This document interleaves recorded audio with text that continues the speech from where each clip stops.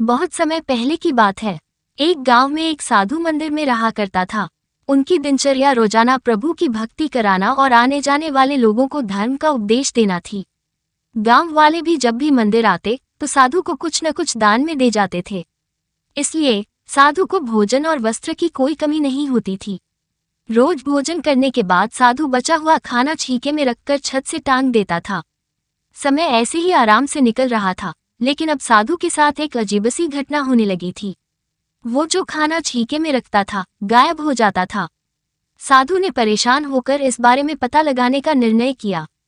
उसने रात को दरवाजे के पीछे से छिपकर देखा कि एक छोटा सा चूहा उसका भोजन निकाल कर ले जाता है।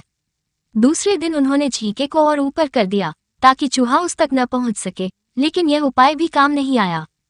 उन्होंने देखा कि चूहा और ऊंची छलांग लगाकर छीके पर चढ़ जाता और भोजन निकाल लेता था। अब साधु चूहे से परेशान रहने लगा था। एक दिन उस मंदिर में एक भिक्षुक आया। उसने साधु को परेशान देखा और उसकी परेशानी का कारण पूछा तो साधु ने भिक्षुक को पूरा किस्सा सुना दिया। भिक्षुक ने साधु से कहा कि सबसे पहले ये पता लगाना चाहिए कि चूहे में इतना ऊंचा उछलने की शक्ति कहाँ से आती है। उसी रात भिक्षुक और साधु दोनों ने मिलकर पता लगाना चाहा कि आखिर चूहा भोजन कहाँ ले जाता है। दोनों ने चुपके से चूहे का पीछा किया और देखा कि मंदिर के पीछे चूहे ने अपना बिल बनाया हुआ है। चूहे के जाने के बाद उन्होंने बिल को खोदा तो देखा कि चूहे के बिल में खाने पीने के सामान का बहुत बड़ा भंडार है।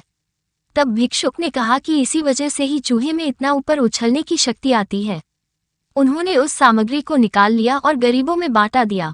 जब चूहा वापस आया तो उसने वहां पर सब कुछ खाली पाया तो उसका पूरा आत्मविश्वास समाप्त हो गया। उसने सोचा कि वो फिर से खाने पीने का सामान इकट्ठा कर लेगा।